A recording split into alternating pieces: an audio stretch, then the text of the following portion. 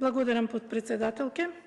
Почитувана министерке, ви благодарам за присуството и за можноста да ви се обратам и да ви поставам 3 прашања.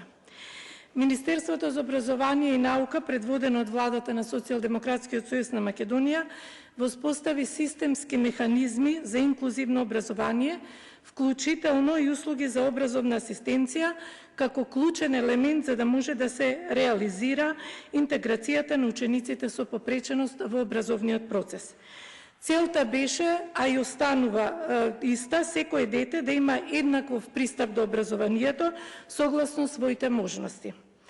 Инклузивниот процес бара сериозен пристап, бара постојано напредување, но со новите законски решенија кои ги видовме во изминатиот период, очигледно е дека имаме уназадување на овој процес, зашто ние реагиравме овде од собраниската говорница, реагираше стручната фела, граѓанските организации, како и Комисијата за спречување и заштита од дискриминација.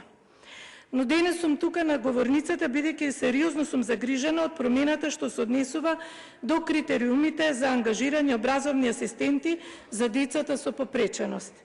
Имено со новиот правилник за норматив на образовен асистент, кој што е донесен на 16.6.2025 година, сведоци сме повторно на регресија.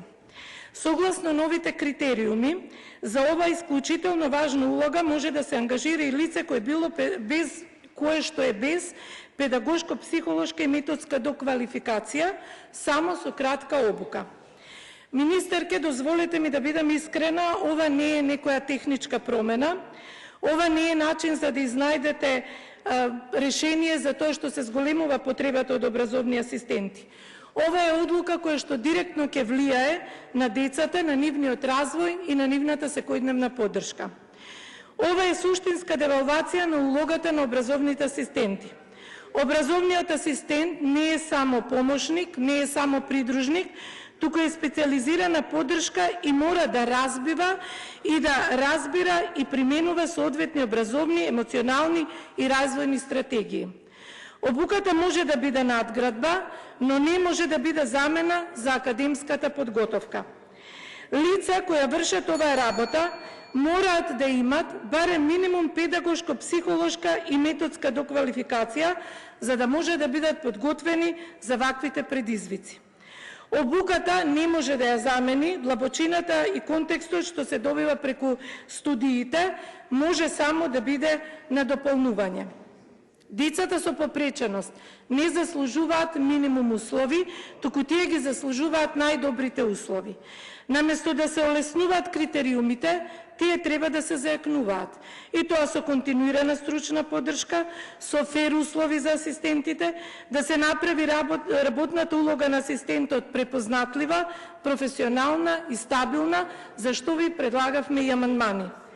Министерке, да не го замениме квалитетот со квантитетот, ниту посветеноста со привид. Затоа ве прашувам, кои се вашите аргументи за измената на правилникот за норматив на образовниот асистент, описот на компетенциите и работните задачи, кои што сте го подпишале согласно архивскиот број на 16.6.2025 година.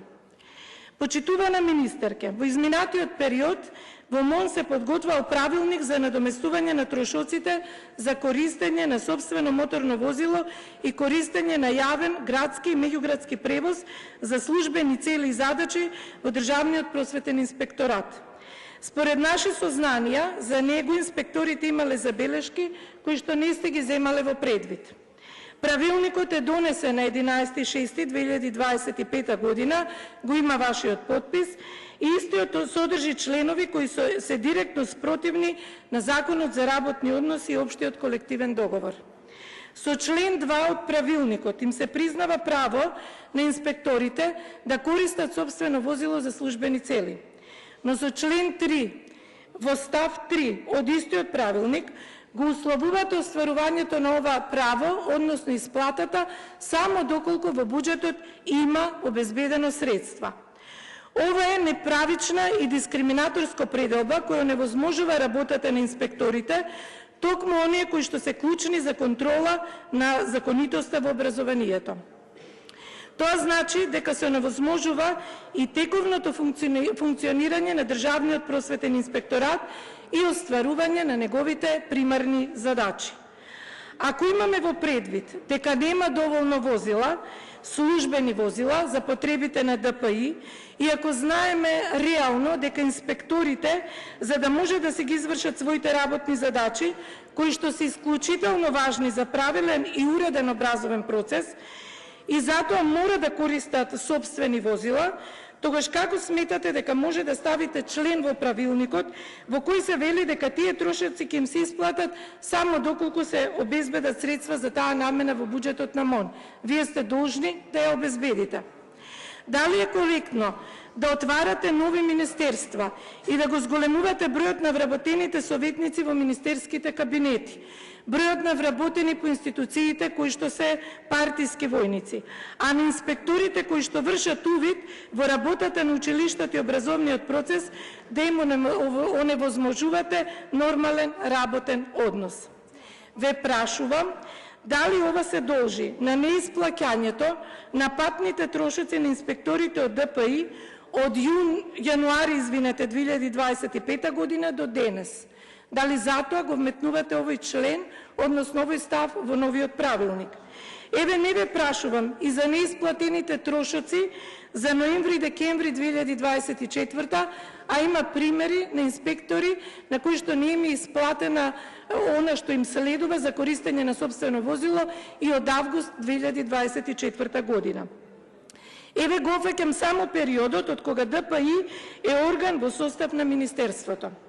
Министерке, во изминатиот период училиштата испратен допис од БРО за пополнување на главната книга за учениците од 1 до 3 оделение.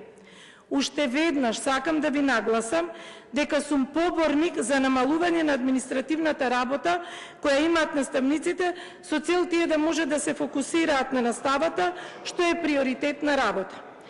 Но каде е проблемот со овој допис? Испратениот допис до училиштата од страна на БРО за водење на главната книга на учениците од 1 до 3 оделение е без архивски број, нема печат и нема подпис. Освен формалниот пропуст, суштинскиот пропуст е што содржината на дописот не е во согласно со правилникот за педагошка евиденција и законот за основно образование. Главната книга е документ од трајна вредност. Упатствата кои не се засновани на нормативни акти не може да бидат обврзувачки. И ова не е административна грешка, туку пример за системско непочитување на правниот поредок и создавање хаос на терен.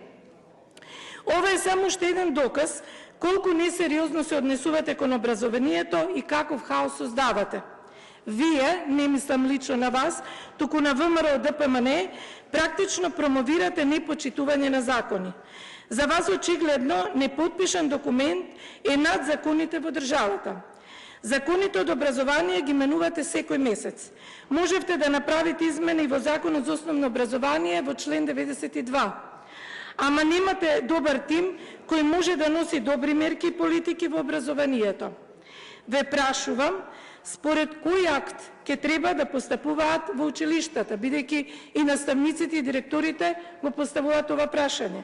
Законот, правилникот или неподпишаниот допис од Биро за развој на образованието? Кој ќе ја сноси одговорноста ако училиштата постапиле согласно незаконските акти? Ви благодарам.